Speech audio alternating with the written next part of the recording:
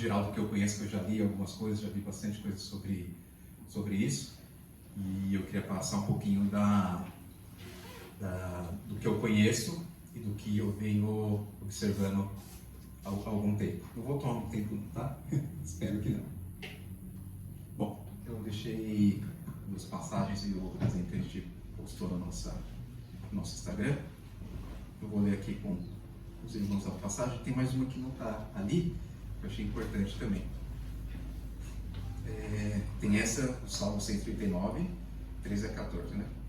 Tu criastes o íntimo do meu ser e me teceste no ventre da minha mãe. Eu te louvo porque me fizeste de modo especial e admirável.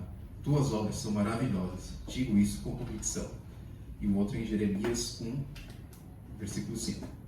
Antes de formá-lo no ventre, eu o escolhi. Antes de você nascer, eu o separei e o designei profeta às nações.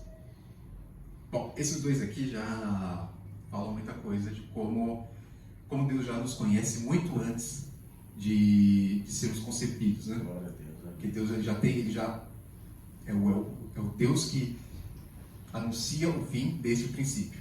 Então ele já sabe tudo o que vai acontecer, ele já conhece a gente muito antes de a gente estar no útero da nossa mãe. Glória a Deus, aleluia. E uma outra coisa outra versículo que eu achei importante, esses salmos: os filhos são herança do Senhor, uma recompensa que Ele dá. Para quem tem filho, sabe como é especial essa sensação. Eu ainda não tenho um filho, mas a gente quer muito ter um filho o quanto antes. Glória a Deus. Mas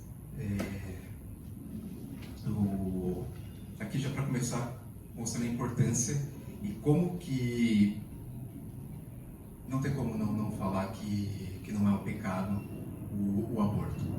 Sei que é uma questão muito difícil, principalmente para as mulheres, né? Mas no finalzinho falar um pouquinho mais, mas é algo que, como posso dizer, no final vou falar sobre o perdão, mas eu quero primeiro falar sobre algumas outras coisas que eu vi durante esses últimos meses. Então vamos lá. Bom, primeiro falar da Nova Zelândia, que no meio da pandemia eles aproveitaram que as pessoas estavam tudo só focadas em pandemia e Covid, e na Nova Zelândia eles foram lá e conseguiram aprovar o aborto até o nono mês da gravidez. Isso, eles colocaram algumas restrições, né? A partir do 21º semana, o aborto poderá acontecer, bastando que o responsável pelo procedimento consulte outro profissional de saúde. Em suma, pode matar a criança até os 9 meses na Nova Zelândia, no útero da própria mãe. Esse é um caso bem mais extremo, né, que aconteceu. Mas em outros países também eu peguei mais notícias. No dia 1º de 2021, desse mês já, a Coreia do Sul já liberou o aborto também. Esse daí eu não consegui encontrar o dados se pode ir até o último mês ou não.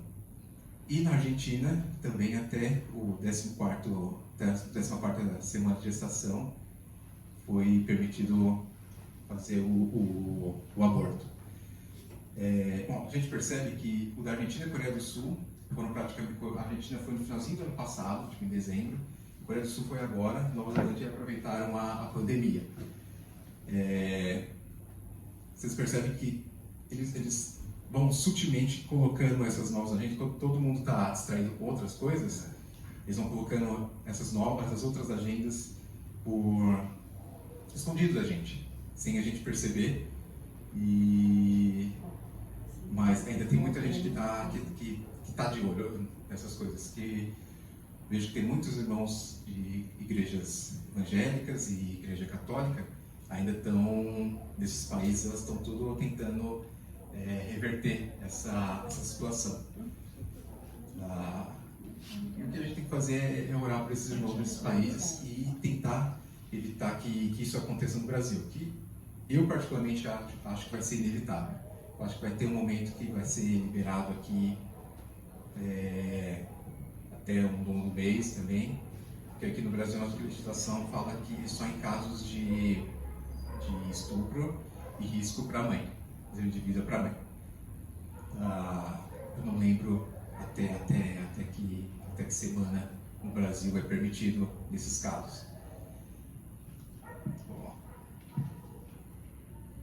Bom, queria falar um pouquinho sobre essa senhora, já falecida, que... Ela já é falecida? Não lembro. Já 66. Sim. E ela foi a figura principal do feminismo. No feminismo, teve algumas lutas que eu considero justas do feminismo, que foi mais a questão do voto, essas coisas, mas ela foi a que introduziu a questão do aborto. Mas o problema dessa senhora é que ela é um péssimo exemplo de mulher, de mãe, de ser humano, porque ela teve 3 filhos com o marido, largou o marido com os 3 filhos e teve casos com mais dois homens que foram figuras preeminentes em questões de eugenia e marxismo, né? Bom, no caso dela, vou falar uma frase dela que é bem complicada. Mas para quem não sabe o que é eugenia, eugenia é um termo criado em 1883 que significa bem-nascido, que é o estudo dos agentes sobre o controle social que podem melhorar ou empobrecer as qualidades raciais das futuras gerações, seja física ou mentalmente. Bom, a gente sabe onde isso vai parar, né? A gente conhece já bastante regimes que usaram essa prerrogativa, para fazer o que fizeram. E o que essa moça ela fez? Ela foi uma das primeiras a militar a favor do aborto, mas como ela fazia? Ela militava a favor do aborto, principalmente em bairros pobres e negros nos Estados Unidos. A primeira clínica de aborto que ela abriu foi no Brooklyn, que a gente conhece até por filme e séries, que foi um bairro praticamente de negros e estrangeiros. E a primeira clínica de aborto dela foi justamente lá. E eu procurei várias frases dela, eu peguei o livro mesmo em inglês dela, e não tem como não dizer que essa mulher não era uma racista, assassina mesmo. Uma das coisas que ela, vou falar uma frase dela aqui que já vai dar para entender bem a índole dessa mulher. A falta de equilíbrio entre o nascimento dos fracos e dos fortes é a maior ameaça atual para a civilização. O exemplo das classes inferiores, a fertilidade dos débeis mentais, dos deficientes, dos afligidos pela pobreza, não deveria se tornar como exemplo pelos fortes, adeptos mental e fisicamente. Aqui ela está querendo dizer que as pessoas inferiores, na concepção dela, não deveriam influenciar as pessoas de intelecto superior a querer ter mais filhos e a serem férteis como eles eram. A intenção dela é que justamente essas pessoas, as fracas, deixem de ter filhos para que as pessoas mais aptas, mesmo sem precisar fazer um monte de filho, consigam dominar a população. E continua. O problema mais urgente é como limitar e desencorajar a hiperfertilização das pessoas mental e fisicamente inferiores. É possível que métodos drásticos e espartanos sejam inevitáveis à sociedade americana, caso esta insista a ser complacente ao encorajamento com relação à oportunidade de reprodução caótica. Aqui ela estava falando, isso é na época dela, que estava começando a ter muito, como estava crescendo, né, os Estados Unidos economicamente, o povo estava começando a ter mais filhos porque conseguia criar mais filhos, e para muita gente, não só para ela, a gente sabe que também tem muita gente como Bill Gates hoje em dia que se preocupa muito no crescimento da população pobre, população, como eles dizem fraca mentalmente, no corpo mesmo, intelectualmente. E o que eles tentam encorajar é justamente isso, é desencorajar a fertilidade. A gente percebe isso ultimamente bastante em filme, novela e noticiário, que tentam colocar na nossa cabeça como realmente é difícil criar um filho, mas a gente percebe como eles começam a criar empecilhos para que as pessoas não queiram ter filhos. Porque uma das coisas que a gente pensa, tipo, a gente vai ter filho, a gente tem que colocar numa escola particular, porque só na escola particular a gente sabe que vai ser uma educação um pouquinho melhor, que na escola pública a gente sabe, eu cheguei a dar aula na escola pública, a gente sabe como que a educação funciona lá. E tentar ensinar em casa é quase impossível, quase nenhuma mãe, nenhum pai consegue ficar em casa, todo mundo tem que trabalhar, porque foi isso que foi montando na nossa vida, na nossa sociedade, né? Foi colocando empecilhos para que seja quase impossível que uma mãe consiga ficar em casa para cuidar dos filhos. A figura do pai também está ficando cada vez mais afastada, né, dos filhos. E a gente vai percebendo que isso vai colocando. Tenta prestar atenção, seja em série, seja em filme, seja no jornal, em nesses programas de domingo, que fala, como que é ter uma vida de sucesso. Sempre vai falar, a vida de sucesso é de tal jeito, a gente não ter filho, ou alguma coisa do tipo. Ou quando a gente vê que a pessoa tem bastante filho, tem 3 filhos, são pessoas que já eram famosas e ricas há um tempo atrás e conseguiram criar uma vida. Aí, geralmente, na mentalidade, imagino eu mais do brasileiro, vai falar, também é fácil ter tudo isso de filho sendo rico desse jeito. E é isso que eles foram construindo na nossa mente. Bom, aqui eu vou colocar um pouquinho sobre outras coisas que eu fui achando na internet. Esse caso desse templo de Satanás, né?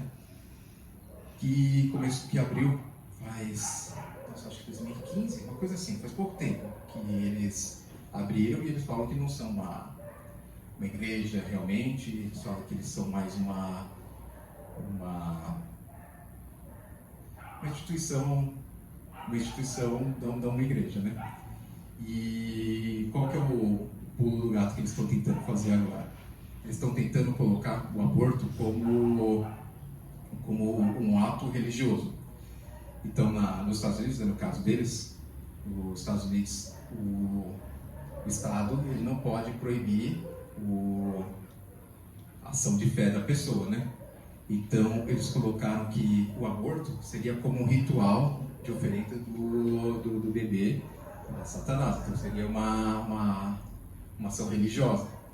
Então, eles estão colocando isso na corte dos estados que proíbem o aborto, colocando, vocês não podem proibir essa pessoa de fazer o aborto, porque ela está querendo só professar a fé dela. E aí a pessoa acaba conseguindo, não, porque eu vi que isso é coisa recente, do ano passado. Mas eles estão colocando na justiça vários casos desse tipo, para justamente forçar o aborto em alguns estados que é proibido nos Estados Unidos, né? Que lá nos Estados Unidos cada estado tem a sua legislação, né? E isso é só uma das coisas que eu vi sobre esse templo de Satanás. Eu vi em outro, não lembro se é dele ou da igreja de Satanás, que eles fizeram uma cartilha ensinando, se você for fazer aborto, você antes recita essas palavras para pelo menos, já que vai fazer o aborto, pelo menos oferecer o filho para Satanás. E é engraçado que muita coisa nessas pesquisas que eu fiz, eu tinha colocado até aqui que no Google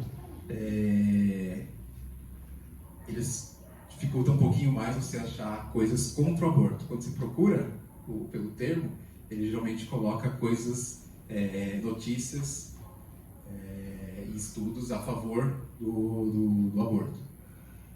E esse foi um dos que foi mais difícil, de que procurar em um outro site de busca, aí eu consegui encontrar mais notícias. Bom, aqui a gente vai para a parte que me deu foi um gatilho para poder pensar em falar sobre isso. Porque esse ano, segundo o horóscopo chinês, né? Lá no Japão, na China, países asiáticos, eles usam bastante os países que tiveram influência da China, né? E esse ano é o ano do boi. E enquanto eu estava vendo lá o meu Twitter, eu sigo bastante desenhistas, e eu vi esse desenho aqui. Eu falei, nossa, é verdade, né? O ano do boi. E a gente lembra desse boizinho aí, que eu vou mostrar aqui quem que é, já o pessoal já deve ter percebido. Ali é uma estátua que colocaram esse ano lá em um dos templos no Japão, né? Para comemorar o ano do boi. E colocaram esse boi dourado lá e eles ficaram fazendo preces para poder, esse ano, o Covid não se espalhar mais. E engraçado é que não está nessa foto, a foto ela tem um pouquinho mais de imagem embaixo e está todo mundo sem máscara. Então eu imagino que eles estejam preocupados de verdade, pelo menos. Bom, o touro dourado quando eu vi aquele desenho, me fez lembrar de Moloch. Vou falar uma passagem aqui que fala sobre Moloch e o que ele tem em relação com o aborto, né? Vamos lá, é Levítico 20, 2 ao 5. Diga aos israelitas: qualquer israelita ou estrangeiro residente em Israel que entregar seus filhos a Moloch terá que ser executado. O povo da terra o apedrejará. Voltarei o meu rosto contra ele, eliminarei do meu povo, pois deu os filhos a Moloch, contaminando assim meu santuário e profanando o meu santo nome. Se o povo deliberadamente fechar os olhos quando alguém entregar seus filhos a Moloch e deixar de executar o agressor, voltarei o meu rosto contra aquele homem e contra o seu clã. Eliminarei do meio do seu povo, tanto ele quanto todos o que seguem, prostituindo-se com Moloch. Bom, pode ser uma coincidência ou não, esse ano ser o ano do boi, e a gente tem um pouco mais notícias sobre aborto, mas para mim pode parecer uma coincidência assim no plano terrestre, mas imagino que no plano espiritual realmente tenha alguma relação entre as duas coisas. Eu espero que não tenhamos mais notícias sobre países liberando o aborto. E a gente percebe uma coisa que eu tenho percebido ultimamente, é como velhas culturas, velhas idolatrias vão e voltam, assim como essa, né? Como a de sacrificar o seu filho. Muitas não fazem pensando nisso, com certeza. Mas a gente sabe que no plano espiritual é isso que Satanás está se alegrando. Né? Ele está vendo as pessoas dando seus filhos assim, e ele está só se alegrando. Ainda mais se não falarem de mim, ele está pensando, ainda mais se não falarem de mim, melhor ainda. Se o pessoal continuar a sacrificar seus filhos dessa maneira. E bom, eu acho que mais, né, nessa parte é mais isso, né? A gente ficar atento. São coisas pequenas que a gente consegue ir percebendo como que a guerra espiritual vai acontecendo, né? Próximo. Bom. Isso aqui perdão, esqueci de colocar. Lembra comigo.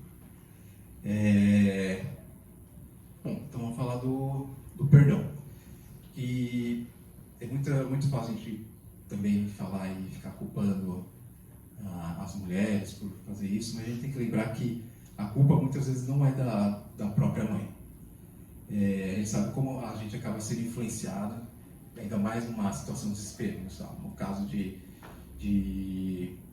uma gravidez precoce, uma gravidez não planejada, ou desejada, ou um caso de estupro, realmente a mãe fica desesperada. Eu imagino como deve ser você ficar numa situação dessas. Por isso, para mim, não seria imagino que seria a melhor solução. Seria deixar a criança realmente nascer, porque muitas vezes Deus consegue colocar no coração da mãe o amor pela criança e consegue prover também para a criança. A gente tem que pensar que para isso que existe a igreja, para a gente poder apoiar essas pessoas, apoiar essas mães, não deixar somente na mão de assistentes sociais, porque a gente tem que pensar que o desejo de Deus era que não necessariamente o governo ficasse cuidando de tudo, mas que a igreja cuidasse da sociedade, cuidasse das pessoas próximas, né, dali da igreja. E eu acho que isso é uma das coisas que a gente tem que tomar cuidado. Se a gente conhecer alguma pessoa que esteja em uma situação parecida, tentar ao máximo, no máximo possível, evitar que aconteça esse ato. Que a gente tente ajudar, por mais que a pessoa fale, não quero ter a criança, tentar ajudar, se for realmente o caso, tentar fazer com que a mãe procure um psicólogo, que eu também tenho meus ressalvos das psicólogas que eu já vi, e tentar ajudar. Se a criança nascer e a mãe não aceitar, uma coisa que é triste, mas que eu acho que eu não queria ficar dando palpite de solução, mas realmente deixar ir para o orfanato, ou tentar deixar uma pessoa da família que queira cuidar da criança. E é isso, o resto da igreja, da comunidade deveria ajudar, né, a criar aquela criança. E muitas vezes a gente pensa só na mãe e na criança. A gente esquece de pensar na pessoa que cometeu o ato, o pai, o bandido, o estuprador, ou até o médico, né? No caso do estuprador, melhor nem falar o que eu desejaria, mas no caso do pai é tentar sempre incentivar os pais a ficarem com a criança. Muitas vezes quando acontece de o pai ir embora, essas coisas, é um homem que realmente não tem caráter, não conhece a Deus, e é complicado. Graças a Deus, na nossa família, a gente nunca teve nenhuma situação nesse sentido, em nenhum lado da família, mas eu consigo imaginar como deve ser difícil, porque realmente para a mulher fica complicado criar uma criança sozinha. Bom, mas é isso. Para aquela que cometer esse ato, seja por pressão de alguém, ou por desespero, nem pensou e acabou cometendo um ato, uma passagem sobre perdão na Bíblia a gente tem de monte. Então, se confessarmos nossos pecados, Ele é fiel e justo para perdoar os nossos pecados e nos purificar de toda injustiça. Então, tem que lembrar que para a mãe, ela também não precisa, se ela cometer esse ato, ela tem que lembrar que ela deve se arrepender e pedir perdão e nunca mais cometer esse ato novamente. E, principalmente, tomar cuidado, né, com as pessoas que se envolvem, nas situações que se envolvem. E, queira ou não, a gente tem que vigiar o nosso caminho. Deus está sempre conosco, mas a gente tem que lembrar que nós também temos que fazer a nossa parte. E acaba sendo é isso aí. Deixa eu ver. Sim, uma coisa importante. Essa passagem de Efésios 6. Porque não temos que lutar contra a carne e o sangue, mas sim contra os principados, contra as potestades, contra o principado das trevas deste século, contra os ossos espirituais da maldade nos lugares celestiais. Eu coloquei isso para realmente lembrar que muito disso tudo é uma guerra espiritual.